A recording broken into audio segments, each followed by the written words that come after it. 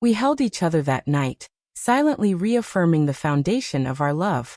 The reality was that adult life is rarely forgiving.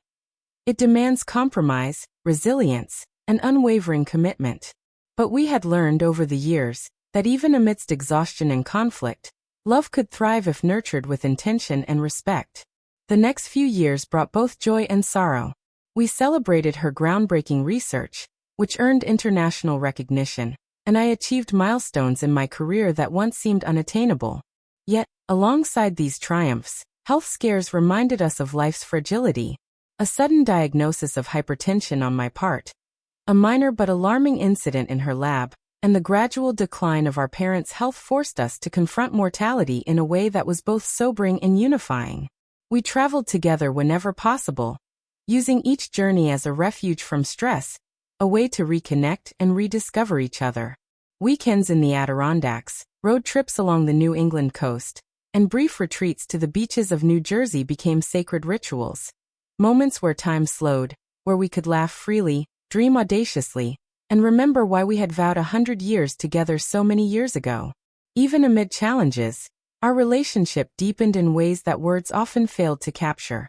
The love that had once been fiery and intoxicating evolved into something steadier, wiser, and infinitely more profound.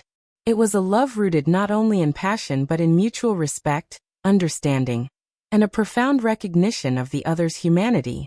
One particularly quiet evening, we sat together on the balcony, watching the city's lights shimmer against the river below. She rested her head on my shoulder, and I traced the lines of her face, memorizing them as if to ensure that no detail would ever be forgotten. "Do you ever wonder if we'll make it through all this?" she asked softly. Part 4. Trials of Midlife. By the time we reached our mid-30s, life had settled into a rhythm both comforting and demanding. Our careers flourished, hers in biomedical research, mine in software development. But with success came responsibilities, pressures, and an unrelenting pace that left little room for the quiet intimacy we once took for granted. We had moved into a larger apartment, one that felt more like home than any space we had shared before. The walls were lined with memories. Photographs from travels, letters we had written during years of long distance, souvenirs from festivals and small adventures, and mementos from life's milestones. Each object told a story, a testament to the resilience of our love. Yet, despite the comfort of our domestic life, challenges continued to arise. My father's health had begun to decline steadily, and the weight of supporting family back home fell heavily on me. I traveled frequently to Dhaka, balancing professional obligations with familial duties, while she carried the invisible burden of her own parents' aging, navigating the fine line between her career and her desire to care for them. One evening, after a long day at work, I returned home to find her sitting quietly at the kitchen table, her eyes distant, her hands wrapped around a cup of tea. I knew that look. It was the one that told me she carried the world's weight on her shoulders. "Talk to me," I said softly. She sighed, a mixture of exhaustion and frustration. "Sometimes, I feel like we're living in parallel worlds. We're together, but the pressures of life are slowly chipping away at the time we have for each other." I nodded, understanding entirely. "We promised 100 years, I said. "And promises aren't only about joy. They're about patience, sacrifice, and choosing each other every single day, even when life is difficult." In the weeks that followed, I received daily messages about her mother's declining health, each one carrying grief that I could not fully absorb. I wanted to be there, to hold her, to offer comfort in person, but the miles were unyielding. I realized that love requires patience, resilience, and sometimes silent endurance. During this period, I learned the cruel truth that life often tests us in ways we are least prepared for.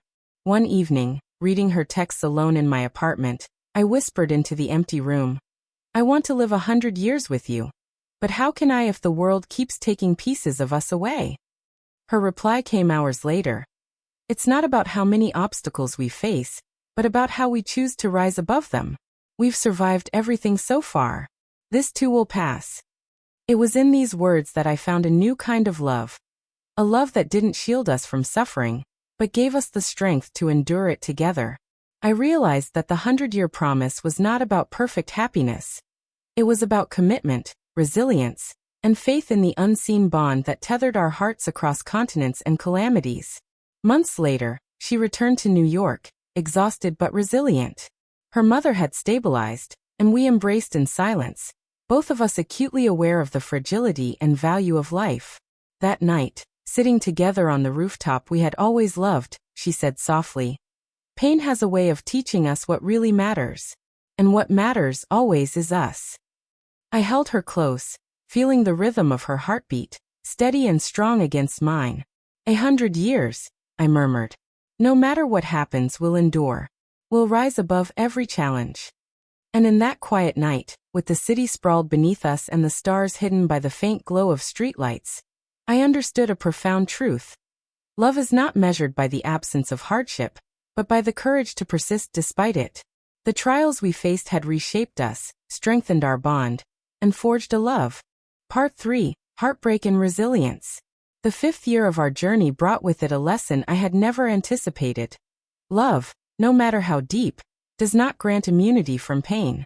By now, we had grown comfortable in our routines, confident in the strength of our bond. And yet the world had other plans. It started subtly. Phone calls became harder to schedule as her career took off in ways both thrilling and exhausting.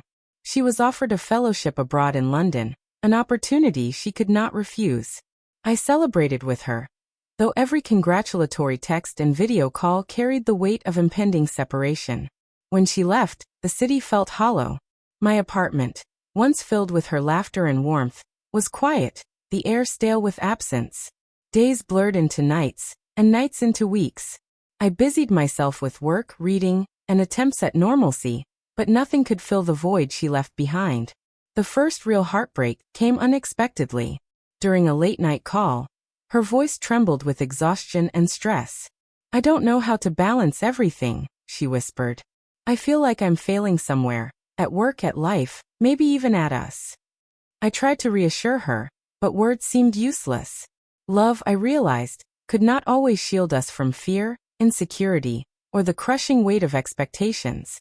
And yet, it was in this vulnerability that our connection deepened.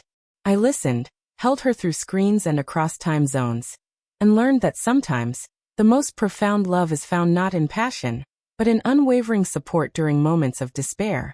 Then came the news that shook me to my core. Her mother had fallen gravely ill, and she had to return to New Jersey immediately. I watched her leave again, the train station swallowing her up in a sea of strangers, and felt a fear that had nothing to do with physical distance. My heart ached, not from absence alone, but from the helplessness of knowing that life's trials spared no one. That summer, we finally found a small apartment together. A space that would be entirely ours, a sanctuary from the chaos of the world. Painting walls, assembling furniture, and sharing tiny domestic victories, we discovered the joy in ordinary life. We learned that love wasn't just grand gestures or dramatic confessions. It was in making a home together, even if the furniture was slightly crooked, or the paint imperfect, or the kitchen always a little cluttered. But life, in its relentless way, never allowed us to linger too long in tranquility. A phone call from home brought news that my father had suffered a mild stroke. The flight back to Dhaka was immediate.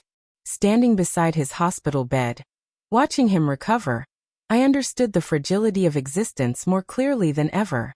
My mother's eyes, brimming with unspoken fears, reminded me of the impermanence of life. She held my hand and said, "Your love is strong, but life will test it. Remember that." Returning to New York, I shared the experience with her, and she listened quietly, her hand on my shoulder. "We've already faced distance, illness, and uncertainty," she said softly. "We can face whatever comes next, together." And so we carried on, bound by the promise of 100 years, learning that love is not only about joy but about endurance. Part 2 of our story is not defined by the romance of new encounters, but by the resilience of hearts determined to survive and thrive, no matter the trials imposed by time, distance, or circumstance.